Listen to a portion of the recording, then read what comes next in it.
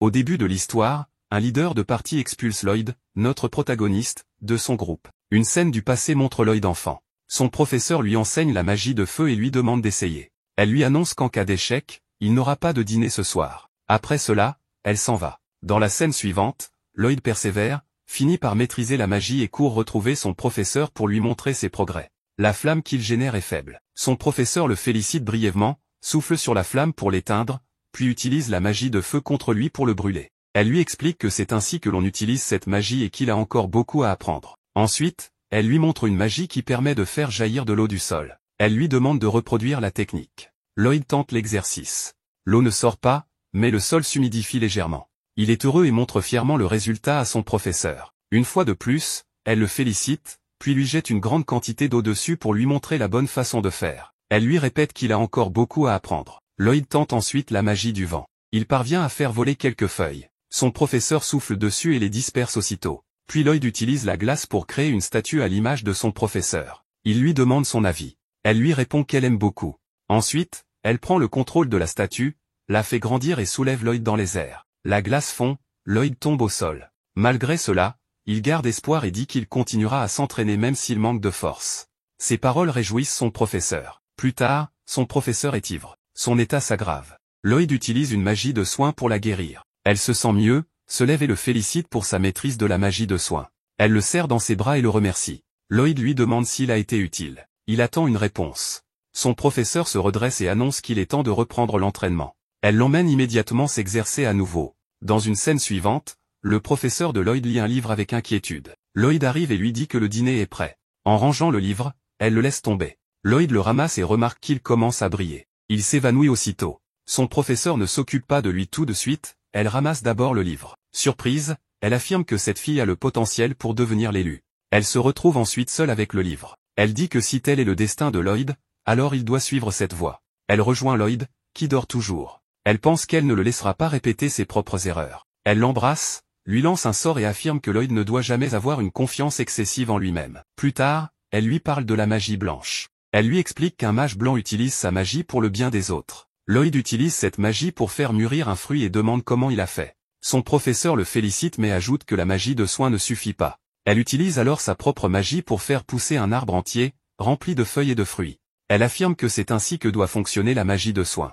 Ensuite, elle se vante et s'en va. Pendant ce temps, Lloyd dit que son maître est incroyable. Dans une autre scène, elle lui explique que certains peuples bestiaux utilisent une magie particulière pour contrôler les monstres. Lloyd découvre une magie ancienne dans un livre. Il montre le passage à son professeur. Elle lui interdit de l'étudier. Elle lui dit que cette magie a disparu depuis longtemps et n'existe plus. Lloyd reprend alors son entraînement. Il tente d'invoquer son bâton rapidement, mais il est trop lent. Son professeur invoque son propre bâton et frappe les pieds de Lloyd. Elle lui dit qu'il doit apprendre à aller plus vite et qu'il est encore très inexpérimenté. Elle lui ordonne de ne jamais être paresseux dans son entraînement. Lloyd répond qu'il a compris. Dans une autre scène, Lloyd lit sur les pierres magiques. Son professeur lui explique que ces pierres sont du mana cristallisé. Ensuite, elle l'emmène dans une forêt remplie d'animaux. Lloyd lui demande pourquoi elle l'a amené ici. Elle lui donne un couteau et lui dit qu'il doit survivre ici pendant une semaine en utilisant sa propre magie. Aussitôt, elle s'enfuit. Un monstre attaque alors Lloyd. Pris de panique, il grimpe à un arbre. Il réalise qu'avec sa magie blanche, il ne pourra pas vaincre ce monstre et décide de fuir. En fermant les yeux, il parvient à voir au loin. Il descend de l'arbre, trouve un fruit cru, utilise sa magie de soin pour le faire mûrir, le mange et commence sa survie. Il crée aussi un cercle magique et réfléchit à améliorer sa force. Il progresse et continue d'apprendre. Il se dit qu'il doit améliorer ses capacités de recherche pour trouver de la nourriture plus vite. Un peu plus tard, une énorme araignée apparaît. Lloyd s'excuse auprès d'elle et lui explique qu'il est entré sur son territoire par erreur. L'araignée le poursuit. Lloyd court, mais sa vitesse est limitée. Il pose le pied sur un cercle magique et sa vitesse augmente. Il réussit à fuir. Une semaine plus tard, Lloyd revient chez lui mais s'évanouit en arrivant. Son professeur l'accueille et lui souhaite la bienvenue. Les années passent. Lloyd a grandi. Il nettoie la maison. Il découvre des livres sur une ville. Il demande à son professeur s'il peut les prendre. Elle accepte. Plus tard, alors qu'il est en train de balayer la chambre, son professeur lui dit qu'elle crée un sort pour ralentir le vieillissement et qu'il doit venir avec elle. Dans une autre scène, alors qu'il s'occupe du linge, son professeur revient et lui demande de l'aider à améliorer la magie de soin. Elle l'entraîne de force.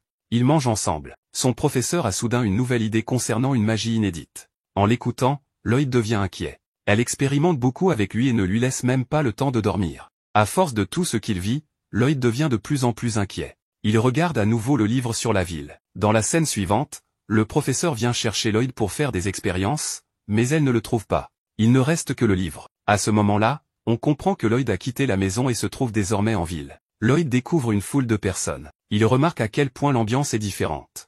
Il a faim, alors il achète une miche de pain. Il constate qu'il n'a plus du tout d'argent. Soudain, un papier se colle à son visage. Il s'agit d'une annonce pour recruter des aventuriers.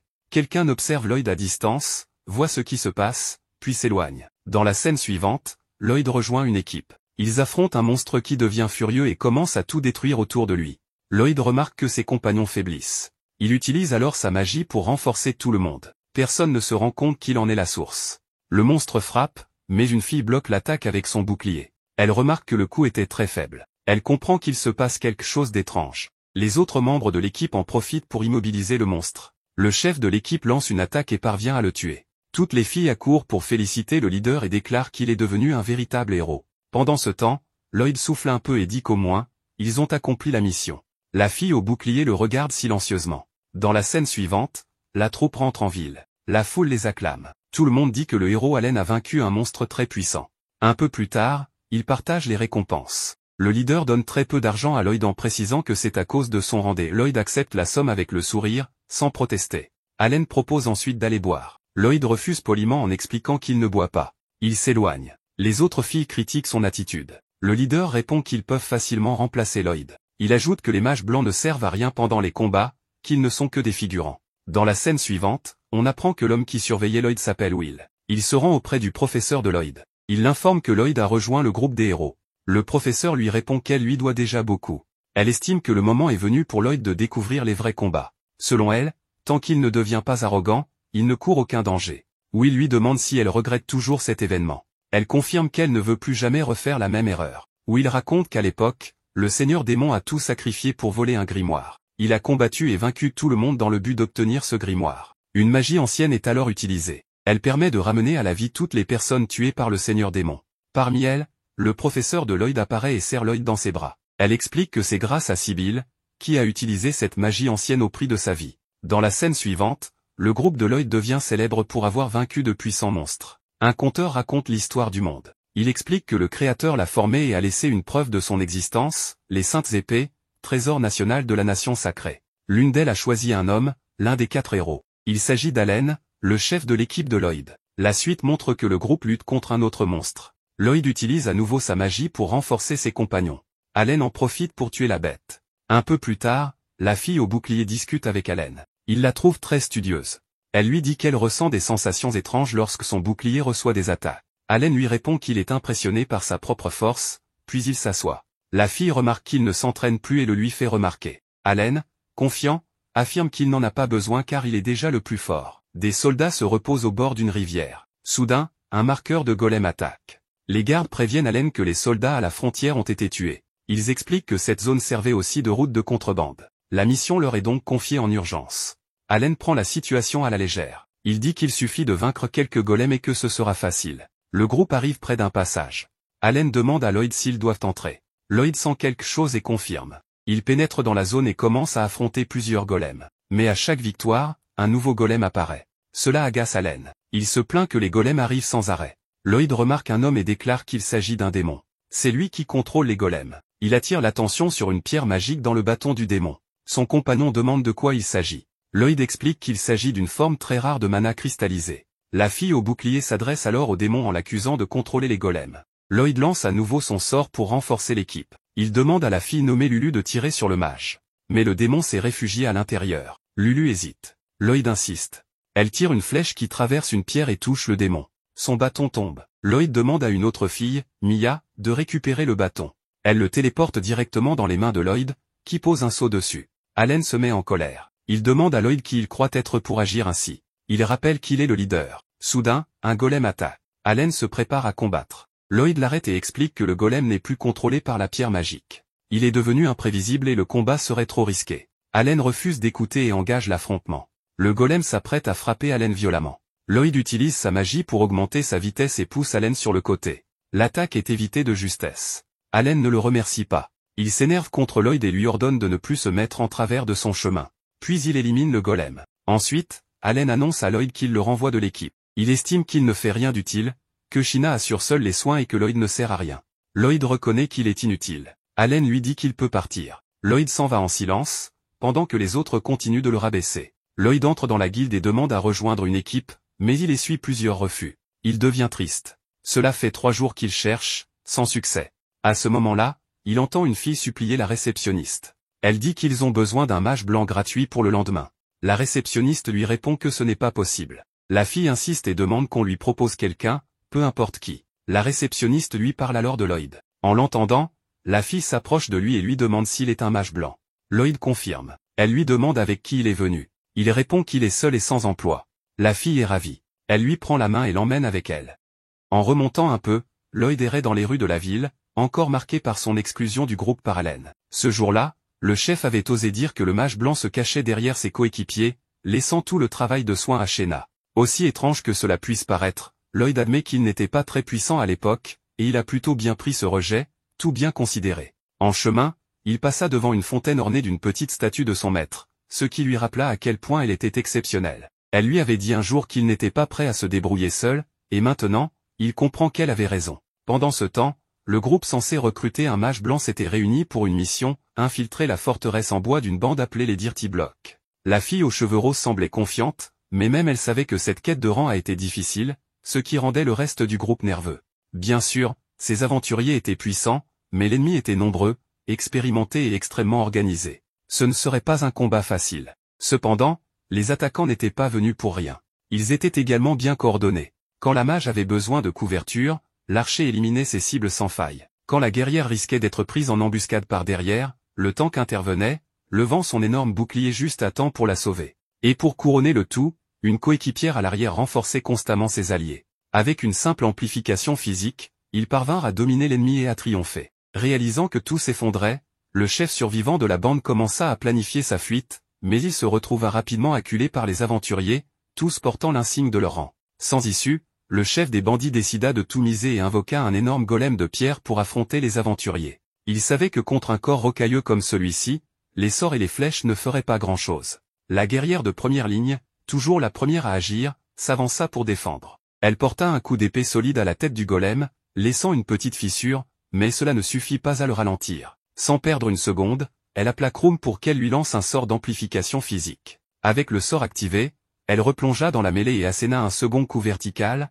coupant le golem en deux comme s'il était fait de beurre. Une fois la poussière retombée, Krumm s'excusa d'avoir perdu sa concentration pendant le combat, se demandant si elle avait vraiment sa place dans un groupe de si haut niveau. La guerrière la rassura, lui disant qu'il n'y avait rien à craindre. Tout le monde comprenait que Krumm traversait une période difficile, surtout avec sa sœur Sylvie qui vivait des moments compliqués. Dans la scène suivante, nous revenons au moment où Lloyd est rejeté par l'archer à la guilde des aventuriers, juste avant que la fille aux cheveux roses n'arrive en trombe. Désespérée de trouver un mage blanc, la réceptionniste expliqua que les exigences pour rejoindre un groupe de rang S rendaient la tâche presque impossible. Mais l'un des membres de l'équipe était prêt à prendre n'importe qui à ce stade. Lloyd, qui cherchait tranquillement une équipe, fut désigné par le personnel et littéralement traîné hors de la guilde par la fille, qui le tira par le bras jusqu'à rejoindre le reste du groupe. Surpris de voir Yui revenir si vite de sa chasse au mage blanc, surtout sans même connaître le nom du garçon, elle lui demanda de se présenter. Un peu gêné, Lloyd s'exécuta.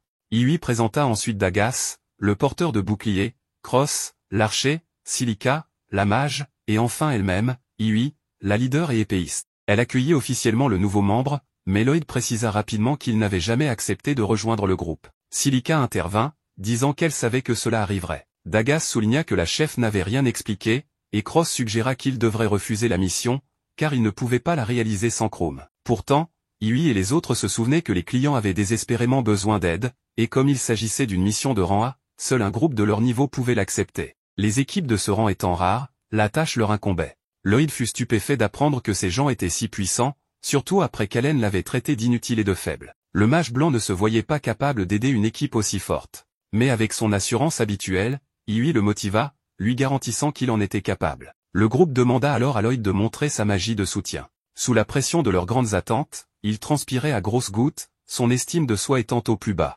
Dagas suggéra de demander un sort spécifique pour ne pas embrouiller le nouveau. Yui lui ordonna de lancer un sort d'amplification sur toute l'équipe. Cross et Silica notèrent qu'aucun mage blanc ordinaire ne pouvait accomplir cela et pensèrent qu'il valait mieux abandonner l'idée. Pour être sûr, Lloyd demanda si c'était le seul test pour rejoindre le groupe. Iwi confirma, à condition qu'il amplifie tout le monde en même temps, pas un par un. La pression monta encore. Lloyd était loin de leur niveau, et à part Iwi, personne ne croyait vraiment qu'il en était capable. Prenant une grande inspiration, il se ressaisit et saisit son bâton. Soudain, tout le groupe observa, émerveillé, son bâton apparaître de nulle part. Lloyd l'utilisa pour invoquer des cercles magiques de différentes couleurs, chacun se déplaçant en parfaite synchronisation jusqu'à ce qu'ils se rassemblent sous les aventuriers de rang S, créant un spectacle éblouissant de lumière et de couleurs. Bouche bée, Iwi demanda d'où venait ce bâton. Lloyd expliqua qu'il s'agissait d'un simple sort de stockage, mais ce qu'il voulait vraiment savoir, c'était ce que ses coéquipiers pensaient de son sort d'amplification. Iwi, complètement confuse, ne savait même pas que l'amplification avait fonctionné. Les autres essayèrent de ressentir des changements, mais seul Cross se sentit un peu plus léger. Pour tester, la leader s'approcha d'un énorme tronc d'arbre et le trancha net d'un seul coup d'épée, laissant tout le monde abasourdi. Lloyd révéla alors qu'il avait lancé 5 sorts différents, amplification physique, renforcement de la défense, augmentation de la puissance magique, réduction de la consommation de mana et résistance aux altérations d'état. Lancer un seul sort lui semblait trop simple, alors il avait pensé que tout le monde attendait quelque chose de plus. Mais voyant leur visage choqués, le mage blanc crut qu'il avait tout raté, s'excusa pour avoir fait quelque chose d'aussi médiocre et commença à s'éloigner, convaincu qu'il n'était pas le bon pour cette équipe. Iwi et les autres le rappelèrent rapidement, réalisant qu'il avait mal interprété leur réaction. Peu après, Lloyd raconta qu'il faisait partie du légendaire groupe des 4 héros du monde, mais qu'il en avait été exclu pour manque de compétences. Silica admit qu'elle n'avait jamais vu quelqu'un lancer autant d'amplification à la fois comme Lloyd venait de le faire. Mais le garçon insista en disant qu'il y avait des tonnes de mages blancs de son niveau, qu'il suffisait de secouer un arbre pour en faire tomber 5 comme lui. Cross lui demanda d'où il tirait cette estime de soi au rabais. Lloyd suggéra qu'ils essaient de récupérer l'ancienne mage blanche du groupe, mais ils expliquèrent que Chrome avait une petite sœur malade dont elle s'occupait tous les jours tout en continuant les aventures. L'épuisement constant avait affecté sa santé, et lors d'une mission récente, elle s'était effondrée, décidant de quitter le groupe pour ne pas être un fardeau. Normalement, cela ne poserait pas de problème pour la plupart des quêtes, mais affronter une mission de rang à 100 mages blancs n'était pas judicieux, d'où leur recherche d'un remplaçant. Voyant à quel point les autres respectaient encore Chrome, même absente, Lloyd ressentit une pointe d'envie et demanda des détails sur la maladie de sa petite sœur. Il avouèrent ne pas savoir grand-chose, mais il semblait que son corps se transformait en gemme magique. Lloyd se rappela alors une leçon de son ancien mentor à ce sujet. Elle lui avait expliqué que la gemme magique était une cristallisation de mana, capable de transformer tout ce qui l'entoure en gemme magique. Ce jour-là, Lloyd avait demandé s'il existait un moyen de guérir cela. Y pensant maintenant, il demanda à être conduit chez Chrome. Plus tard, le mage blanc arriva chez son ancienne coéquipière avec la leader à ses côtés. Il alla droit au but, interrogeant Chrome sur sa jeune sœur. Chrome expliqua qu'elle partait en aventure avec Sylvie, mais que celle-ci avait été blessée au cours d'une bataille, la laissant inconsciente. Pour vérifier ses symptômes, Lloyd fut conduit dans la chambre où Sylvie reposait. Dès que la porte s'ouvrit, il ressentit un mana sombre et oppressant remplir la pièce. Chrome retira la couverture, révélant le corps de sa sœur, lentement envahi par la gemme magique. Lloyd affirma que, si sa théorie était correcte, il pouvait la guérir. Chrome, incrédule, souligna que même les mages avancés n'avaient pas réussi. Mais Lloyd était confiant. Il expliqua que la cause pourrait être une coupure infligée par une gemme magique très pure. Il demanda si Sylvie avait été blessée dans une grotte riche en mana, ce que Chrome confirma, précisant qu'elles étaient en mission pour extraire de la gemme magique et que sa sœur avait été coupée sur le flanc. En examinant la blessure, Lloyd comprit exactement ce qui s'était passé, le mana était entré par la plaie et s'était répandu dans son corps, comme son mentor le lui avait appris. Désespéré de sauver sa sœur, Chrome laissa le jeune mage tenter sa chance. Lloyd s'approcha de la patiente, leva son bâton et émit une lumière qui entra en conflit avec le mana sombre enveloppant le corps de Sylvie. La pression était si intense qu'il dut faire une pause. Il expliqua qu'il utilisait une version inversée du sort de transfert de mana, extrayant le mana de Sylvie pour le reconfigurer. Il précisa que la transformation en gemme magique progressait car le mana était hors de contrôle, et qu'il devait le réduire au minimum. Sans cela, tout traitement serait inutile. Lloyd commença alors à utiliser un sort de soin, mais pas n'importe lequel, une version défectueuse qui consommait peu de mana, lui permettant d'absorber davantage de mana de Sylvie tout en la soignant. Au milieu de tout cela, Iwi demanda si c'était difficile, et Chrome répondit que difficile ne suffisait pas à décrire ce que Lloyd faisait. Utiliser des sorts qu'il avait lui-même créés et lancer 2 types de magie à la fois était déjà impressionnant, mais ce qui était vraiment stupéfiant, c'était sa capacité à supporter un tel flux de mana. Aucun humain ordinaire ne pourrait y parvenir. Le processus de guérison continua, et Iwi observa, émerveillé, les parties du corps de Sylvie qui redevenaient normales. Bientôt, une fois son corps entièrement restauré, Lloyd arrêta la procédure, à bout de souffle, épuisé. Sylvie se réveilla enfin, voyant le visage en larmes de sa sœur à ses côtés, ce qui fit sourire Lloyd et Hughie. Après cet exploit miraculeux et dangereux, Krumm remercia sincèrement Lloyd, promettant de reprendre les aventures avec sa sœur une fois que Sylvie serait complètement rétablie. Avant que Lloyd ne parte, Krumm lui dit qu'elle était convaincue qu'il pouvait diriger le groupe, ayant prouvé de quoi il était capable. Lloyd rappela qu'il n'était pas un membre officiel, se jugeant pas assez compétent. La nuit, l'équipe de rang S se réunit à nouveau pour célébrer la bonne nouvelle. Sylvie, la sœur de Krumm, était enfin guérie de sa terrible condition de gemme magique, grâce au mage blanc novice qui s'avéra bien plus talentueux que prévu. Malgré cet exploit incroyable, Lloyd resta humble, insistant qu'il n'avait rien fait d'extraordinaire. Il ne pouvait s'empêcher de regretter que Krumm ne soit pas revenu dans le groupe. Cependant, l'équipe était simplement heureuse que leur ami ait un nouveau départ, ce qui fit prendre conscience à Lloyd à quel point ce groupe était différent de la manière horrible dont son ancienne équipe l'avait traité. Pendant la célébration, Dagas lança une question, s'il pouvait renaître, que voudrait-il être? Silica admit qu'elle aimerait se marier. Hughie dit la même chose, mais ajouta qu'elle voulait devenir une grande héroïne avec cette équipe. Soudain, Lloyd interrompit pour demander s'il pouvait rejoindre le groupe. Immédiatement, tout le monde se montra enthousiaste à l'idée d'accueillir leur nouveau coéquipier, et la leader proposa d'organiser une fête de bienvenue. Fidèle à sa nature modeste, le mage blanc estima que ce n'était pas nécessaire, mais Hughie le força pratiquement à accepter. Les autres la taquinèrent, disant qu'elle cherchait juste une excuse pour boire à outrance, ce que Hughie démentit vigoureusement en argumentant avec tout le monde. L'équipe de Hughie organise une fête pour Lloyd, leur nouveau membre, et Lloyd les remercie, engloutissant la nourriture comme s'il n'avait jamais mangé auparavant, ce qui pousse les autres à lui demander s'il n'a jamais vraiment mangé de bonne nourriture avant. En entendant que la cuisine de cette ville est plutôt moyenne, Lloyd commence à se demander si ce que son maître lui a donné à manger était vraiment de la nourriture ou non. Hughie demande à Lloyd de parler de ce maître, et il lui raconte que son maître est une femme mystérieuse qui lui a appris à utiliser la magie. Il a passé plusieurs années avec elle dans sa maison qui ressemble à un temple d'initiation. Là-bas, elle ne lui cuisinait que ce qui poussait naturellement dans son jardin et les bêtes sauvages qui vivaient près de la forêt. Lloyd, bien sûr, n'appréciait pas la cuisine de son maître. Alors, il a commencé à préparer le repas lui-même, mais il n'a jamais réussi à obtenir des saveurs comme celles qu'il découvre maintenant, et c'est pourquoi il est si excité. Hughie veut savoir qui est le maître de Lloyd puisque celle-ci lui a enseigné une magie aussi incroyable. Silica suppose que le maître de Lloyd est aussi un mage blanc comme lui, mais ce n'est pas vrai. Lloyd dit à Silica que son maître est plus un mage de combat et mentionne comment elle expérimentait souvent avec la magie, provoquant des explosions très fréquemment. Silica est surprise d'entendre cela, car elle n'a jamais entendu parler d'un mage de combat aussi doué en magie de soutien. Silica voudrait apprendre auprès d'une personne aussi incroyable. Mais Lloyd la met immédiatement en garde contre cela, l'avertissant que son maître est très brutal en tant qu'enseignante, bien qu'il se corrige ensuite avant qu'il ne se fasse une mauvaise idée, leur disant que son maître est aussi gentil par moments. Quoi qu'il en soit, le groupe passe à un autre sujet, et Hughie veut aborder leur réunion stratégique habituelle. Lloyd ne connaît pas ce terme,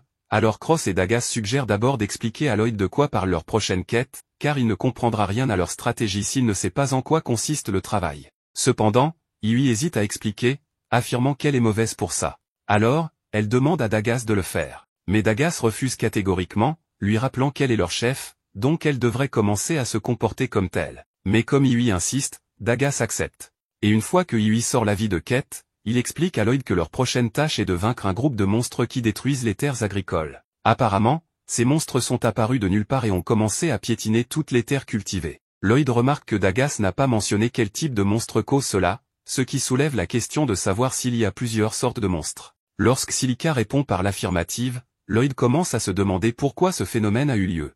Il n'a jamais entendu parler de différents types de monstres formant un groupe, mais Hughie lui dit de ne pas perdre de temps à réfléchir à la raison et d'agir rapidement, car c'est leur devoir en tant qu'aventuriers d'aider les fermiers en difficulté. Maintenant que Lloyd est informé, il passe à leur réunion stratégique lorsque Cross lève la main, informant le groupe qu'il et Hughie ne seront pas d'une grande aide contre un groupe de loups. Apparemment, Silica est la mieux placée pour affronter les monstres, et Silica est d'accord. Mais en même temps, elle est incertaine car elle devra utiliser des attaques à large portée qui consomment beaucoup de mana. Puisque 3 d'entre eux sont inutiles, Hughie demande à Lloyd s'il peut lancer une magie offensive. Lloyd admet qu'il le peut, mais en même temps, il prétend que sa magie n'est pas aussi bonne que celle que les mages de combat peuvent produire. Puisque Lloyd est aussi inutile, le seul attaquant utile dans leur équipe est Dagas, qui élabore un plan pour ouvrir leur attaque sur les monstres avec Hughie. Il prévoit de faire équipe avec Hughie et d'attirer tous les monstres en un seul endroit, puis de laisser le reste à Silica. Et le rôle de Cross en tant qu'archer sera de protéger Silica et Lloyd des monstres. Quant à Lloyd, son rôle est d'utiliser la magie de soutien et de guérison sur tout le monde, une tâche typique pour un mage blanc. Dagas déclare qu'ils peuvent régler le reste sur le champ de bataille et conclut la réunion stratégique. Silica exprime à quel point elle est excitée de voir la magie de soutien de Lloyd, mais Lloyd lui-même n'est pas aussi enthousiaste, et il dit à Silica de ne pas trop espérer. Même s'il est puissant, il se dévalorise trop. Alors Yui lui conseille d'être un peu plus confiant tandis que tout le groupe l'encourage à faire de son mieux. L'humeur de Lloyd s'illumine à nouveau. Après la réunion, le groupe commence à rentrer à leur auberge, et Lloyd commence aussi à marcher dans la direction opposée. C'est alors que Dagas l'arrête, lui disant de venir rester avec eux à l'auberge. Lloyd mentionne maladroitement qu'il est fauché, mais Dagas ne pense pas que l'argent sera jamais un problème puisqu'ils sont une équipe d'aventuriers de rang S pour aider Lloyd. Dagas lui donne une bourse pleine de pièces d'or et d'argent. Mais sachant que Lloyd n'acceptera pas cela gratuitement, Dagas lui dit qu'il déduira cet argent de la part de Lloyd de la récompense de la quête. Lloyd promet de travailler dur pour rembourser la gentillesse de Dagas et rejoint ensuite le groupe sur le chemin de l'auberge. Le lendemain matin, le groupe se réunit à la porte principale, et Yui arrive en dernier, remarquant que personne d'autre ne porte de bagages. Lorsqu'elle apprend que Lloyd peut utiliser la magie de stockage, elle lui donne aussi son sac à dos, qu'il range dans son inventaire dimensionnel. Tout le groupe commente à quel point la magie de stockage de Lloyd est utile et pratique, et Lloyd propose de leur enseigner cette magie plus tard. Avec cela, le groupe commence son voyage et entre dans une plaine où des montagnes sont visibles au loin. Selon Dagas, des démons vivent au-delà de ces montagnes, donc ils doivent être prudents car leur lieu de quête est à proximité. Ils peinent à traverser un pont en bois et Yui propose un plan pour se distraire de cette hauteur effrayante. Elle pose une question stupide à tout le monde. Et tandis que chacun donne une réponse ridicule, Lloyd, l'idiot, répond sérieusement, laissant Yui se demander s'il est retraité ou quelque chose comme ça. Quoi qu'il en soit, elle lui conseille de prendre les choses plus facilement à partir de maintenant, car rester constamment sur le qui-vive va l'épuiser. Pendant qu'il plaisante près de la rivière, un mage noir se trouve au milieu de la même forêt et lance de la magie noire autour de la forêt. Ils terminent de traverser la rivière et atteignent l'endroit où ils camperont. Ils ont besoin de leur bagage et ils sortent tout ce qu'ils ont gardé dans son stockage. Ils sont tellement contents d'avoir voyagé si léger, ce qui a rendu leur voyage beaucoup plus rapide. Ils commencent à installer leur camp. Ils aménagent la pièce, prennent de l'eau et aussi d'autres choses nécessaires à leur bien-être. Après un dur labeur et du stress, Yui est fatiguée et souhaite prendre une douche. Elle demande à ses compagnons d'équipe si elle peut être excusée pour prendre une douche, mais ils ont encore d'autres choses à faire. Ils doivent ramasser du bois et d'autres affaires. En conséquence, elle ne peut pas y aller. Lloyd propose de les aider à ramasser du bois, afin qu'elle ait assez de temps pour se nettoyer. Elle est ravie de sa suggestion, alors elle part avec Silica. Lloyd arrive dans la forêt et ramasse du bois. Il voit le fruit que son maître cultivait avec sa magie, alors il le prend. Il mord dans le fruit, et c'est tellement bon. Avant qu'il ne puisse savourer sa bouchée, il entend un bruit dans la rivière. Il s'avère qu'un monstre a attaqué Yui et Silica dans la rivière, et elles sont effrayées. Elles essaient de se retirer, mais le monstre est très rapide aussi. Elles reculent dos à dos, mais Silica tombe quand elle atteint le bout. Elle dit à Yui qu'elles doivent se battre. Heureusement, Lloyd grimpe à un arbre et les voit. Il court pour les secourir. Il distrait le monstre pour qu'elles puissent atteindre la terre ferme et il leur jette aussi leurs armes qu'il avait gardées dans son stockage. Ensuite, il leur donne plus de force pour combattre. Yui se jette sur le monstre et le coupe en deux. L'autre partie est encore forte, alors elle demande à Silica et Lloyd de courir pour leur sécurité. Elle lance une boule de feu et, à sa grande surprise, la boule de feu terrasse le monstre d'un coup. Elle est choquée que sa boule de feu soit si efficace. Et c'est tout grâce à la magie de Lloyd. Elle saute et sa serviette tombe alors que Lloyd est à côté d'elle. Et ce que Lloyd reçoit en retour pour les avoir secourus est une gifle brûlante qui secoue toute la rivière. Ils retournent à leur camp et Lloyd essaie de leur enseigner comment faire du stockage avec sa joue rouge de la gifle qu'il vient de recevoir. Il leur dit qu'il suffit d'imaginer et de le faire, mais ils n'y parviennent pas. Après de longues tentatives, ils supposent qu'ils ne sont pas faits pour ça. Mais Lloyd insiste en disant qu'il pourrait être un mauvais professeur. Silica pense qu'elle pourrait invoquer le stockage et y arriver. Et quand elle le fait, elle réussit. Ils réalisent qu'ils ne sont pas comme Lloyd qui peut utiliser la magie sans incantation. Alors ils utilisent des incantations et ils réussissent. Ils s'entraînent jusqu'à la nuit, et c'était une journée épanouissante. La nuit, Yui regarde autour de la zone et Lloyd lui dit qu'il n'y a pas de monstres aux alentours. Elle vient s'asseoir devant lui et lui exprime sa gratitude pour avoir rejoint leur groupe. Lui aussi n'avait pas de groupe, donc il avait besoin d'eux. En conséquence, il ne pense pas qu'elles doivent le remercier. Cependant, elle comprend qu'elle l'a forcé malgré tout. Il lui demande pourquoi elle est si intéressée par cette quête, et elle lui répond calmement que cela lui rappelle sa ville natale. Quand elle était jeune, sa ville natale a été attaquée par des monstres et elle a été la seule survivante. Elle se souvient avoir vu des corps autour d'elle et elle imagine que la ville traverse la même chose, donc elle doit aider. Elle considère aussi qu'ils ne mangent probablement pas bien non plus. Lloyd voit soudain que des monstres sont autour. Il la fait taire et lui demande de réveiller les autres. Ils vont dans la forêt et voient plusieurs Paorak autour. Ils se demandent tous où les Paorak vont. Et quand Lloyd trouve la réponse, il leur fait signe de marcher dans une direction. Il sait que les Paorak réagissent au bruit. Alors il leur demande de rester silencieux. Pendant qu'ils marchent, Iwi marche par erreur sur un bâton et le bruit attire l'attention des Paorak qui commencent à les poursuivre. Ils courent aussi vite que leurs jambes le permettent, mais ils ne vont pas loin car l'un des monstres saute devant eux et se place sur leur chemin. Ils sont au milieu du danger et doivent se battre. Ils invoquent le stockage et sortent leurs armes. Mais avant qu'ils ne puissent même combattre, les monstres utilisent leur toile pour jeter leurs armes. Pour empirer les choses, les monstres les entourent de toile au point qu'ils ne peuvent plus bouger. Ils se demandent ce qu'ils vont faire et Lloyd suggère qu'ils pourraient retenir les monstres à un endroit pendant qu'ils combattent. Il invoque sa magie et immobilise les monstres. Ainsi, Iwi prend son épée pour se battre et il récupère aussi l'arme de Silica. Iwi utilise son épée pour couper toutes les pattes des monstres pour les maintenir au sol. Et alors qu'elle saute sur le dernier monstre, Lloyd demande à Silica de combattre aussi, ainsi que Cross.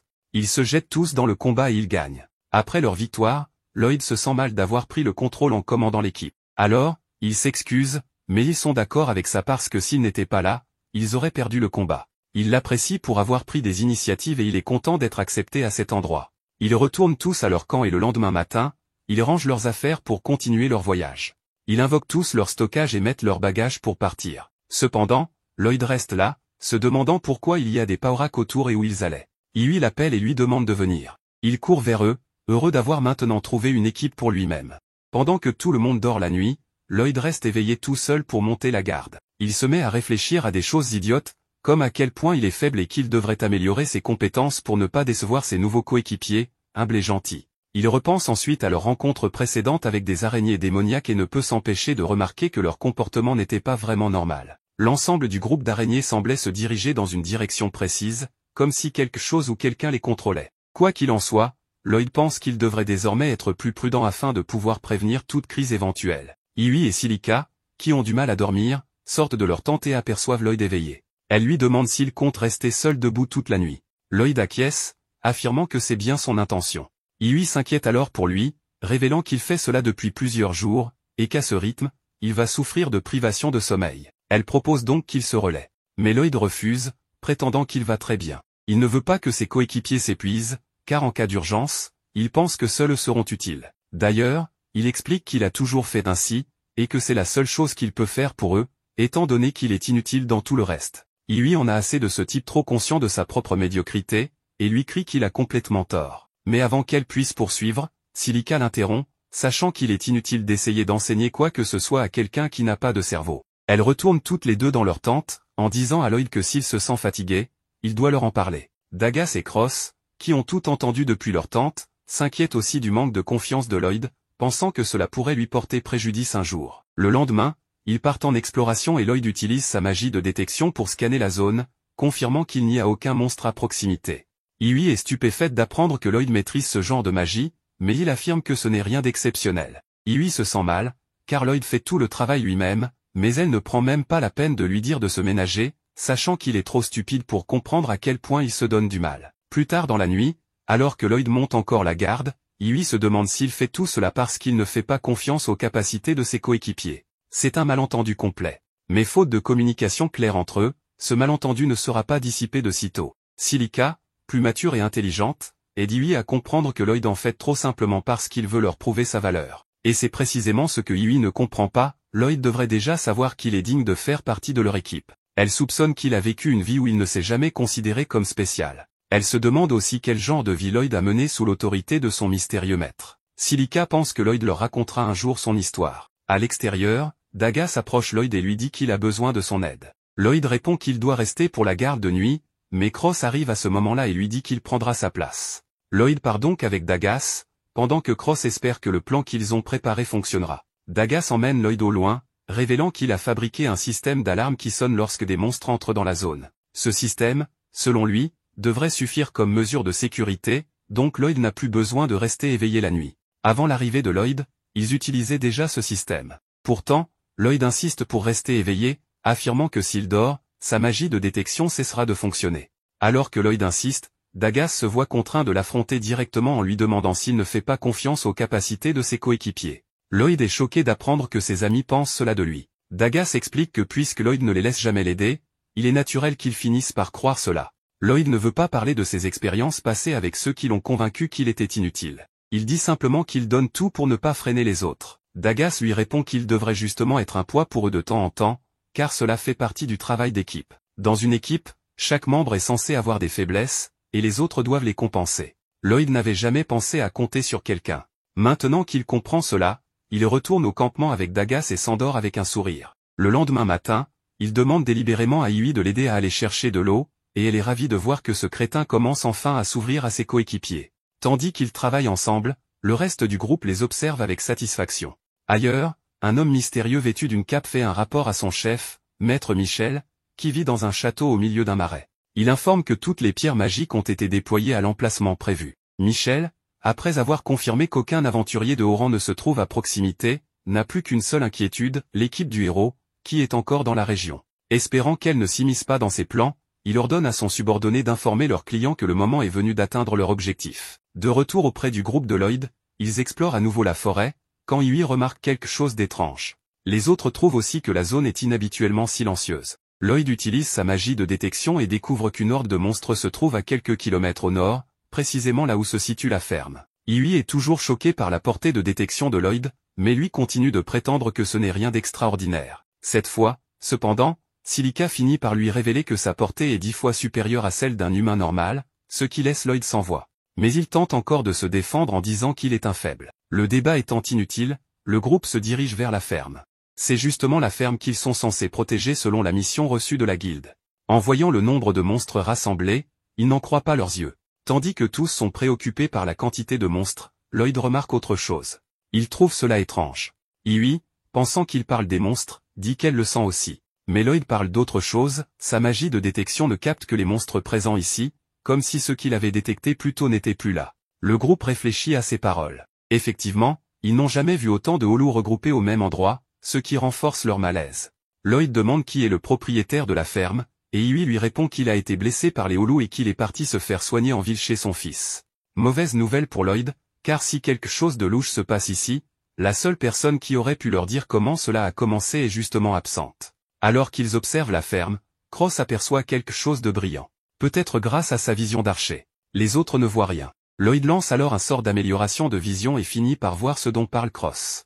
Il leur demande s'il peut leur lancer aussi le sort, ce qu'ils acceptent. Grâce à la magie, ils voient tous une pierre noire brillante au centre de la ferme. Tous les monstres semblent être regroupés autour de cette pierre magique, mais ils ne peuvent toujours pas dire exactement ce que c'est. Iui exprime son malaise face à la brume noire qui en émane. Lloyd suppose qu'il pourrait s'agir de magie bestiale. Il leur explique que c'est une magie utilisée pour rassembler et contrôler des monstres. La question est, qui aurait lancé un tel sort et pourquoi?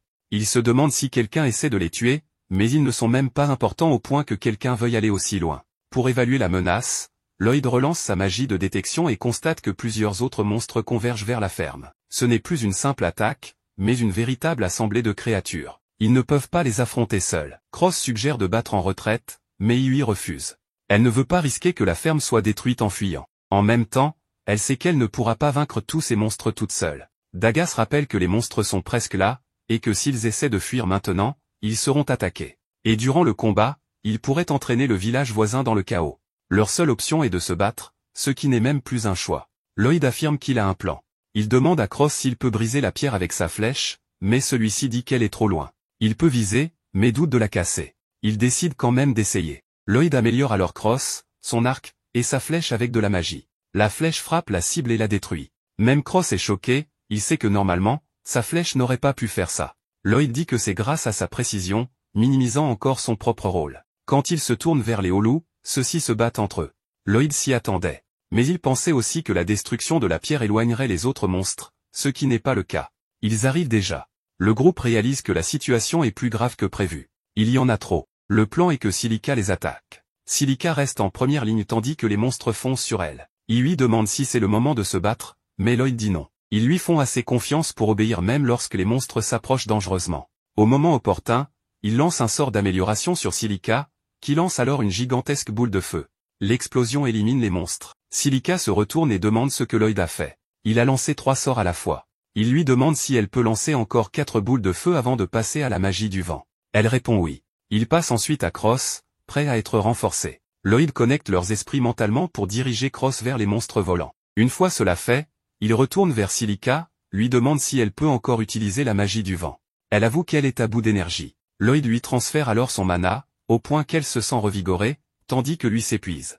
Elle s'excuse, mais il minimise la chose, blâmant sa faiblesse habituelle. Grâce à la nouvelle énergie, Silica lance la magie du vent et éteint les flammes. Mais elle est désormais complètement vidée. Avant de s'effondrer, ses amis la rassurent, ils s'occuperont du reste. Dagas et Iui prennent le relais. Quelques minutes plus tard, le combat est terminé. Iui remercie Lloyd pour tout, mais comme d'habitude, il dit que ce n'était rien. Iui, habitué à son manque d'estime, ne cherche même plus à le contredire. Alors qu'elle tente de se reposer, Lloyd leur dit qu'ils doivent retourner en ville. Les filles se plaignent de la fatigue, mais il explique qu'il pense que celui qui a orchestré tout ce plan veut s'en prendre à Ishtar, et il a l'impression de s'être fait piéger.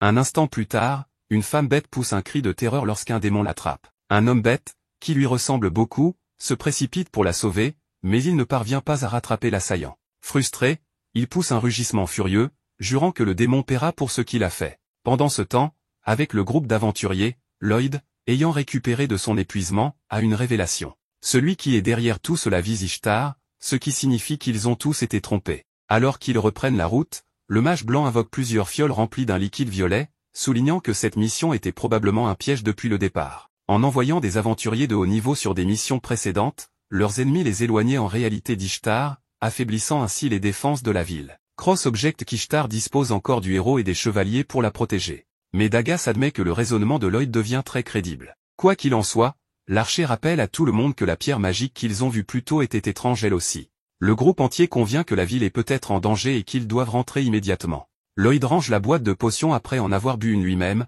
puis lance un sort de soutien à ses alliés. Soudainement, il s'élance à une vitesse inhumaine, laissant ses amis stupéfaits. Sans vraiment comprendre ce qui se passe, ils se mettent tous à courir derrière lui, se sentant légers comme des plumes. En chemin, Lloyd explique qu'il a simplement lancé un sort de vitesse sur tout le monde. Ailleurs, dans un manoir isolé, le démon qui a kidnappé la femme bête arrive. Michel accueille son client de prestige, mais le visiteur demande à ne pas être appelé ainsi. L'autre y est dit que grand général Grist est de toute façon trop formel. Grist prévient alors que l'avant-garde se rapproche d'Ishtar et que leur plan fonctionne, tout cela grâce à cette femme. À ce propos, il espère qu'elle sera utile à l'avenir également. Michel confirme qu'elle est spéciale et qu'ils ont beaucoup à gagner en l'utilisant. Grist ne comprend pas vraiment ce qu'il veut dire par là, mais sachant qu'on l'appelait autrefois la main droite du seigneur démon, le minimum est de faire confiance à son talent. Pour le reste, l'homme affirme qu'il peut tout faire tant qu'il est bien payé. Pendant ce temps, la jeune femme bête enlevée est enfermée dans une cellule. Michel arrive avec une boîte de potions, annonçant qu'il est temps d'emprunter son pouvoir. Il utilise ensuite une machine pour manipuler une pierre magique noire et mettre son plan diabolique à exécution. Dans la forêt, Lloyd et son groupe courent vers la ville de Ishtar. Après une longue course, ils s'arrêtent pour reprendre leur souffle. Lloyd invoque la même boîte de potions violettes et en donne une à chacun. Silica s'inquiète que le mage épuise son mana s'il continue à renforcer tout le monde jusqu'à Ishtar, mais il la rassure en disant qu'avec toute la pratique qu'il a eue, cela lui coûte à peine de l'énergie magique. Impressionnée, elle lui demande s'il a déjà fait ça de nombreuses fois, et il hausse simplement les épaules. C'est quelque chose dont on prend l'habitude avec le temps. Selon le mage blanc, son mentor l'avait autrefois abandonné dans une forêt loin de toute civilisation et lui avait ordonné de retrouver le chemin de la maison seul, comme entraînement. Pour un mage blanc, affronter des monstres seuls est presque impossible. Tout ce qu'il pouvait faire, c'était fuir. Pour survivre, Lloyd a dû utiliser tous les types de magie de renforcement qu'il connaissait, et cet entraînement était un véritable enfer pour le jeune mage. Il lui commente qu'il en a vraiment bavé enfant, mais Lloyd se considère seulement comme inexpérimenté. Il est convaincu que c'était une forme normale d'entraînement, surtout que son mentor le réprimandait constamment. Quoi qu'il en soit, pour lui, ça s'est avéré très efficace. Iui et Silica sont en total désaccord, insistant sur le fait que cet entraînement n'était ni normal ni sain. Cela pousse Lloyd à se demander si, finalement, il ne s'est pas encore assez entraîné. Après tout, il voyage avec une équipe d'aventuriers de rang S alors qu'il est loin de ce niveau, et il a le sentiment de devoir travailler encore plus pour les rattraper. Les filles soupirent, déplorant qu'il est un grain, mais elles décident de ne pas insister. Finalement, Dagas rappelle tout le monde à la route, et le mage blanc fait ce qu'il sait faire de mieux. Il enchaîne les sorts d'amélioration, ce qui déclenche un sort de détection pour repérer d'éventuels ennemis à proximité. Des heures plus tard, ils ont déjà traversé la forêt dense et approchent d'Ishtar. Les filles du groupe félicitent leur rapidité sans jamais perdre leur souffle, jusqu'à ce que Lloyd, sans prévenir, pile brusquement, provoquant une collision avec toute l'équipe. Après un arrêt peu glorieux, Cross exige de savoir pourquoi il s'est arrêté. Lloyd explique que son sort de détection a capté quelque chose. Il ne sait pas exactement quoi, mais le sentiment est si inquiétant qu'il a un terrible pressentiment. Le mage blanc demande aux autres de continuer vers Ishtar pendant qu'il vérifie la situation lui-même. Iui propose de l'accompagner car cela pourrait devenir un vrai combat et un mage blanc ne devrait pas y aller seul. Le reste de l'équipe insiste rapidement pour se joindre à lui. Personne ne veut laisser leur ami affronter l'inconnu seul. Pendant ce temps, 4 silhouettes en robe noire se rassemblent autour d'un artefact magique pour démontrer à nouveau leur puissance. Plus tard, à la tombée de la nuit, Lloyd et ses compagnons atteignent une cabane. Il sent la présence de démons à proximité ainsi que celle d'une autre race. Iui, inquiète, demande s'il parle des démons du royaume démoniaque, ce qu'il confirme. Avant de partir, Dagas avait mentionné qu'au-delà de ces montagnes abruptes se trouve le royaume démoniaque, la nation des démons. Selon le Tank, cette race se cache dernièrement, mais pourrait surgir à tout moment pour tenter de conquérir le continent. Lloyd se souvient que les démons sont censés être strictement interdits dans les 3 nations principales. Mais Iui souligne que le royaume démoniaque n'est pas réputé pour respecter les règles. Elle est célèbre pour ses invasions violentes. Elle lui demande aussi s'il garde des souvenirs du royaume démoniaque quand il était plus jeune, mais il répond qu'il ne se souvient de rien de son enfance. La guerre était déjà finie quand il est allé vivre chez son mentor. Silica réalise que le mage est orphelin de guerre. Iui s'excuse d'avoir suggéré que Lloyd s'en fichait, mais le mage n'est pas offensé. Il est beaucoup plus préoccupé par la possibilité que des démons envahissent la cabane juste devant eux. Cross suggère de signaler ça au chevalier une fois revenu en ville, mais le mage veut d'abord récolter plus d'informations. Même si c'est dangereux, Lloyd sent la même énergie magique que celle de la pierre magique, et Dagas pense que cela pourrait être lié aux monstres qui ont attaqué la ferme. Lloyd est d'accord, ajoutant que si Ishtar est leur véritable cible, cela vaut le risque d'enquêter davantage. Iui approuve l'idée de rester sur leur garde, même si Silica n'est pas ravie, mais la guerrière insiste pour qu'ils stoppent toute menace potentielle contre Ishtar, la ville étant déjà sous pression. Le reste du groupe est impressionné par son leadership, et tous conviennent que ce pourrait être la clé pour résoudre la situation. Avec tout le monde d'accord, le groupe s'approche silencieusement de la cabane. Cross regarde par la fenêtre, mais elle semble vide. À ce moment, Lloyd lance à nouveau son sort de détection et sent la présence ennemie sous terre. Il demande à Silica si elle utilise la magie de la terre, ce qu'elle confirme. Sans attendre, Lloyd les renforce avec sa magie. Silica invoque ensuite une fosse de sable et fait s'effondrer le plafond directement sur les silhouettes encapuchonnées en dessous. Iui ne perd pas une seconde. Elle surgit et neutralise le premier homme. Elle exige de savoir qui ils sont et ce qu'ils font ici. Mais l'un des hommes réagit, soulevant les pierres tombées par magie pour les lui jeter. Elle est rapide et dévie les rochers avec son épée. Cross tire une flèche et touche l'assaillant, juste au moment où son allié tente de s'échapper. Lloyd renforce Silica, qui relance son sort de sable pour maintenir la pression. Un autre ennemi réplique avec de la lévitation, renvoyant les rochers avec force. Dagas se jette pour protéger tout le monde avec son bouclier. Voyant que leurs attaques échouent, les silhouettes paniquent et prennent la fuite. Iui poursuit l'un des fuyards, tombant dans une embuscade, mais Cross la couvre avec son arc et élimine 2 ennemis avant qu'ils ne l'atteignent. Il ne reste plus qu'un adversaire, qui court vers la prisonnière femme bête et lance un sort l'enveloppant dans un cocon magique, puis commence à la faire léviter pour l'emporter. Les aventuriers se précipitent pour réagir. L'homme monte à l'étage et Lloyd dit à Iui de contourner pour le couper. Elle sprint pour intercepter et appelle Cross à l'aide. Le mage sent une signature magique puissante dans le cocon. Peu après, Iui et l'archer réussissent à coincer le fugitif, mais il ne se rend pas. Il déclenche une rafale d'éclairs. Lloyd érige des boucliers magiques pour protéger tout le monde, jusqu'à ce qu'un des éclairs frappe finalement le lanceur lui-même, le mettant KO. Avec la menace neutralisée, Lloyd dissipe le cocon et découvre que la prisonnière est une femme bête. Les aventuriers la ramènent rapidement dans la cabane. Silica devine qu'elle doit venir de l'Empire Fort. En la voyant, tous supposent qu'elle pourra éclairer la situation. Lloyd tente donc de la ranimer. Le mage lance un sort de soin extrêmement puissant, le même que Iui avait vu guérir Sylvie avant qu'elle ne se change en pierre magique. En plus, Lloyd précise qu'il a amélioré le sort depuis. Iui est choquée. Elle ignorait que des aventuriers pouvaient vraiment améliorer des sorts. Silica, tout aussi surprise, admet que c'est incroyable de pouvoir modifier un sort. Lloyd explique que son mentor le forçait souvent à aider pour ce genre de choses. Il se souvient qu'elle avait toujours de nouvelles idées toutes les 5 minutes, lui demandant d'optimiser ses sorts pour arrêter le vieillissement. Jour après jour, Lloyd est de plus en plus convaincu que son maître est totalement excentrique. Iui, elle, pense même que ce mot est bien faible pour décrire cette femme. Quoi qu'il en soit, le soin fonctionne et la femme bête se réveille. Iui, débordante d'enthousiasme, commence à la bombarder de questions sur la situation. Finalement, elle révèle son nom, Kurea. L'humaine lui demande pourquoi elle a été gardée captive par ces démons,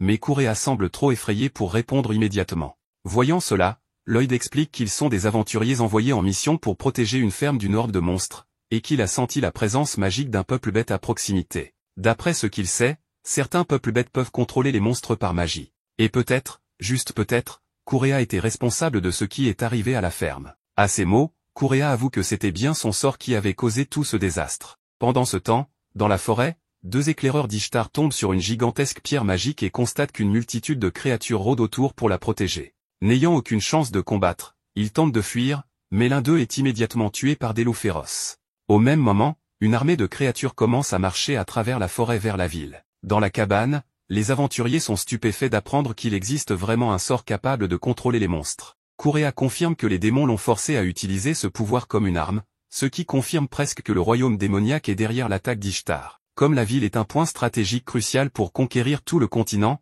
le gros problème est que si le plan des démons visait à laisser la ville sans défense, Ishtar est peut-être déjà en grand danger. Compte tenu de la situation, le groupe se précipite vers Ishtar, avec Correa à leur côté. Lloyd se sent coupable de l'entraîner là-dedans, mais elle avoue qu'elle aurait encore plus de problèmes s'il la laissait derrière. Après un moment de course, ils font une courte pause, tous anxieux d'atteindre la ville avant qu'elle ne tombe face à la menace imminente à ses portes. Lloyd utilise sa magie de détection et sent une horde de monstres se diriger vers la ville. Mais ce n'est pas tout.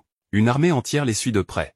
Iui se tourne vers le mage et lui demande ce qu'ils doivent faire maintenant. En réponse, il demande à emprunter le pouvoir de Correa. En même temps, il dit aux autres de prévenir la ville du danger imminent et de se préparer à ce qui arrive. Iui s'apprête à protester, mais Lloyd souligne que personne ne peut gérer deux choses à la fois et la rassure, tout ira bien s'ils travaillent en équipe. Sur ces paroles, le groupe comprend à quel point la situation est grave. Le mage blanc lance alors un sort d'amélioration pour faciliter un peu leur périple. Sur ce, Iui, Dagas, Cross et Silica se dirigent vers Ishtar tandis que Lloyd et Correa partent accomplir leur propre mission. Pendant ce temps, de retour au manoir de son groupe, Allen était furieux. Tous les candidats au recrutement étaient lamentables. À ses yeux, ces types étaient encore plus inutiles que cette ordure, surtout qu'aucun d'eux n'utilisait la magie de stockage. Mia se plaignit que leur limite ne soit que 2 sorts d'amélioration simultanément. Le reste du groupe commença à se demander si, finalement, Lloyd était vraiment exceptionnel, et que le chef ne l'avait jamais remarqué. Mais Allen s'obstinait à dire que ce gamin n'avait rien de spécial. En plein milieu de cette discussion, un chevalier royal entra dans le bureau pour transmettre des nouvelles d'une patrouille en forêt. À cet instant, une horde de plus de 10 000 monstres avançait vers Ishtar, et l'armée avait besoin que leur groupe d'aventuriers aide à former les lignes de défense. En entendant cela, Allen y vit une occasion en or de se faire un nom. Il ordonna de prévenir les troupes qu'il serait prêt à combattre très bientôt, surtout que c'était une requête royale. C'était pour lui l'occasion parfaite de prouver qu'il était le guerrier le plus puissant du royaume. Pendant ce temps, non loin de là, Lloyd et Iui observaient déjà la gigantesque horde. Pour le mage de soutien, elle paraissait même plus grande que celle qui marchait vers Ishtar. Si une horde de cette taille rejoignait la force principale, Ishtar n'aurait aucune chance. C'est pour cela qu'ils avaient eu raison de se déplacer en avance pour établir un plan. À partir de là, l'objectif était simple, trouver un moyen de vaincre ses ennemis. Correa, cependant, voulait savoir s'il existait un moyen de le faire sans blesser les monstres, car ils étaient contrôlés et n'agissaient pas de leur plein gré. Ce qui compliquait les choses, c'était que celui qui les contrôlait utilisait des pouvoirs de peuple bête, ce qui pesait lourd sur sa conscience. En voyant son inquiétude, l'homme promit de trouver un moyen d'éviter de leur faire du mal autant que possible. Après tout, il vaut toujours mieux résoudre les choses sans violence inutile. Avec cette idée, il demanda à Correa si elle pouvait utiliser sa magie pour renvoyer les monstres chez eux. Elle expliqua que probablement pas, il y en avait tout simplement trop. Dans ce cas, le mage proposa d'amplifier sa magie pour essayer quand même. Elle accepta d'essayer. Elle commença à préparer son sort de contrôle, mais son sort fut bloqué. C'est alors qu'elle comprit que quelque chose dans la forêt interférerait. À la guilde des aventuriers, Allen était réuni avec les autres guerriers qui allaient rejoindre la force de combat du royaume. Comme toujours, il se montrait arrogant, rabaissant les compétences des autres, persuadé d'être largement supérieur, surtout que tous les aventuriers de rang A et plus étaient absents de la ville. Il ne restait que des rangs B et moins. En entendant ces moqueries, plusieurs aventuriers étaient déjà furieux. Mais pour Allen, bien sûr, cela ne signifiait rien. Il alla même plus loin, les traitant de simples boucliers décoratifs pour mettre en valeur les plus forts. En abusant de son statut de héros, Allen se faisait de plus en plus d'ennemis, jusqu'à ce que le directeur de la branche de la guilde arrive pour rétablir l'ordre, rappelant que les véritables ennemis étaient les monstres et qu'il n'y avait pas de temps pour se quereller. Ne voulant pas perdre l'attention, Allen éleva la voix et exposa son brillant plan de bataille. D'abord, chaque mage lancerait ses sorts les plus puissants, de ceux qui font tout exploser. Si chacun pouvait éliminer environ 10 monstres, l'infanterie pourrait avancer et gagner du temps. Puis les mages tireraient une autre salve, et ainsi de suite. À ce moment-là, une mage leva la main et admit qu'elle ne pouvait pas lancer de sort aussi puissant. Un autre avoua qu'il ne pouvait peut-être en tuer qu'un seul à la fois, au mieux. Allen explosa en entendant cela, affirmant que tout le monde devrait être capable de faire bien plus. Même Maya confessa qu'elle ne se sentait plus confiante, ses sorts étaient devenus plus faibles et elle ne pouvait plus lancer comme avant. Cela ne fit qu'aggraver la colère d'Allen, qui exigea de savoir pourquoi elle n'avait pas mentionné un point si important plus tôt. Elle expliqua qu'elle n'était pas la seule, Lulu, Shayna et Lena étaient toutes moins puissantes depuis que Lloyd avait quitté le groupe. Allen se sentit trahi, mais Lena lui fit vite remarquer que c'était la faute du chef de ne jamais avoir prêté attention. Il était devenu si sûr de lui qu'il avait simplement ignoré les avertissements qu'elle donnait depuis longtemps. En fait, ajouta-t-elle, pour cette raison, elle pensait qu'il n'était même pas qualifié pour se dire héros. Furieux de ces paroles, Allen tenta de lui donner un coup de poing, mais elle le bloqua facilement. Sous le poids du regard désapprobateur de tous, le héros perdit complètement son sang-froid et quitta la guilde en trombe. Ses coéquipiers le suivirent, sauf Lena. Les aventuriers restants comprirent rapidement que ce prétendu héros n'avait rien à voir avec les rumeurs, et le moral chuta. Lena décida alors de prendre ses responsabilités. Elle assura aux aventuriers qu'elle quitterait l'équipe du héros, couperait les ponts avec lui et rejoindrait les autres sur la ligne de front. En plus, elle suggéra de faire appel à un certain mage nommé Lloyd. Et justement, le mage de soutien venait de découvrir la source du contrôle des hordes, une énorme pierre magique presque identique à celle de la ferme. Correa nota qu'elle était imprégnée d'une puissance obscure qui interférerait avec ses sorts. Il y en avait probablement plusieurs éparpillés dans la région, et pour reprendre le contrôle de la situation, il faudrait toutes les neutraliser. La femme bête pouvait ressentir les pierres si elle s'en approchait, mais sur une zone aussi vaste, c'était difficile. Lloyd combina donc télépathie et sort de détection pour étendre ses sens. Avec un sort de dissimulation en plus, il pouvait l'amener près des pierres sans que les monstres ne s'en aperçoivent, bien que le sort se briserait en cas de coup important. La prudence était donc essentielle. Avec ce plan, ils approchèrent de la première pierre magique et neutralisèrent son pouvoir. Direction la suivante. Pendant ce temps, les défenses d'Ishtar se resserraient, prêtes à l'arrivée de la horde ennemie. Un soldat se demanda à voix haute si c'était vraiment la bonne chose à faire, et le directeur de la guilde comprit son inquiétude. Après tout, la vie de chaque combattant ici dépendait d'un seul homme. Quelques heures plus tôt, à la guilde, Lena avait expliqué que Lloyd, le mage blanc, était le véritable pilier de l'équipe du héros, et non les figures connues du public. La vérité, c'était que tout le monde avait été aveuglé par la glorification du héros, au point de ne pas voir celui qui faisait vraiment avancer les choses. Le directeur demanda si Lloyd était vraiment l'auteur de la brillante manière dont combattait le groupe d'aventuriers le plus fort, et la guerrière confirma sans hésitation. De plus, elle assura que cette guerre ne pouvait être gagnée qu'avec l'aide du mage blanc. Le problème était qu'elle ignorait où il se trouvait. Le directeur expliqua que Lloyd était parti en mission avec un groupe de rang S, et que rien que le voyage prendrait plusieurs jours. Lena croyait pourtant qu'il pourrait arriver bien plus tôt grâce à un sort de déplacement, à moins qu'il ne soit occupé par sa mission. Quoi qu'il en soit, elle espérait que tout le monde fasse confiance au fait que le mage faisait exactement ce qu'il fallait en ce moment. Dans le présent, le directeur expliqua que tout le monde avait accepté la proposition de Lena, mais que le doute persistait. Chacun voulait protéger sa famille, ses amis et ceux qu'il aimait. La horde arriva enfin. Lena ordonna aux archers de tirer leurs flèches. La volée abattit une partie de la ligne de front des monstres. Les porteurs de boucliers crièrent de pousser les ennemis dans les tranchées, tandis que les mages lançaient des boules de feu sur la masse qui avançait. Des vagues d'eau suivirent, inondant les tranchées pour noyer les créatures et élargir le fossé, rendant la traversée encore plus difficile. Le plan était simple, tenir jusqu'au retour des aventuriers de rang S. Justement, Iui et ses compagnons se dirigeaient vers Ishtar, soutenus par la magie de Lloyd qui les empêchait de s'épuiser. La seule présence du mage blanc suffisait à inspirer chacun à donner le meilleur. Ils refusèrent même de se reposer la nuit, chaque minute perdue étant une minute où la ville subissait l'assaut. Pendant ce temps, Lloyd et Correa atteignirent enfin la dernière pierre magique, gardée par des loups de haut rang et des panthères de sang. Quand la femme bête désactiva la pierre, le regard sauvage des créatures disparut, mais cela révéla un autre problème, loups et panthères étaient des ennemis naturels, et maintenant ils se battaient entre eux.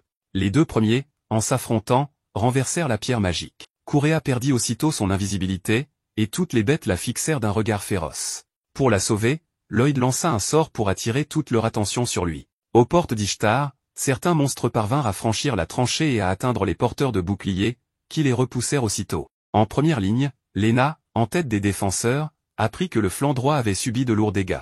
Comme si cela ne suffisait pas, la ligne de défense céda, laissant les monstres pénétrer. À ce moment critique, les aventuriers de rang S arrivèrent enfin. Ailleurs, Lloyd occupait les ennemis avec ses sorts d'amélioration physique, mais cela ne signifiait pas qu'il pouvait tous les affronter à la fois. Correa savait qu'il parvenait seulement à éviter les attaques avec beaucoup d'habileté, pas à vaincre directement les monstres. Malgré cela, cet humain faisait tout pour la protéger. Pour honorer son geste, la femme bête commença à chanter. Sa voix fit naître une étrange énergie qui enveloppa son corps et attira l'attention de toutes les créatures proches. En tendant la main vers elle, elle les amena peu à peu à reculer. Quand Lloyd arriva pour lui demander ce qu'elle avait fait, Correa expliqua qu'elle s'était simplement contentée de les convaincre de retourner dans la forêt. Son sort ne les contrôlait pas, il permettait seulement de partager ses pensées avec elle. Lloyd la remercia de l'avoir sauvée, et elle fit de même. Il était temps de se diriger vers Ishtar. Aux portes de la ville, les aventuriers de rang S rejoignirent les forces défensives et firent tout pour repousser les milliers de monstres. Mais même avec les renforts, le nombre écrasant d'ennemis finit par les submerger. La ligne de front commençait à s'effondrer, les archers manquaient de flèches et les mages de mana. Pourtant, Lena restait la figure la plus inspirante, tenant la ligne et donnant à tous l'espoir qu'en résistant, la victoire viendrait. Mais la détermination ne suffisait pas. Les guerriers tombaient les uns après les autres, les défenses cédaient et la menace devenait de plus en plus terrifiante. Le directeur savait que l'armée était à bout. Il ne tiendrait plus longtemps. C'est alors que Kurea apparut sur le champ de bataille et commença à chanter. Sa douce voix traversa le chaos et calma le regard sauvage des créatures. Comme par miracle, les monstres se retournèrent et s'éloignèrent lentement, paisiblement. Le groupe de Yui aperçut Lloyd et poussa un cri de soulagement. Voyant Kurea épuisée, le mage blanc la soutint pour s'assurer qu'elle allait bien. Il fut impressionné par ses capacités, tout comme elle le fut par sa magie de soutien, elle n'aurait jamais pu projeter son sort sur un champ de bataille aussi vaste sans lui. Elle lui demanda quel type d'aide il avait apporté, et Lloyd expliqua qu'il avait lancé plusieurs couches de réduction de consommation de mana et d'augmentation de puissance magique. Il insista tout de même sur le fait que, malgré son soutien, c'était elle qui avait fait le plus gros du travail. C'est alors que la femme bête révéla que son vrai nom était Claire. Mais avant que le moment ne s'installe, des géants de pierre arrivèrent au mur d'Ishtar, prouvant que la guerre était loin d'être terminée.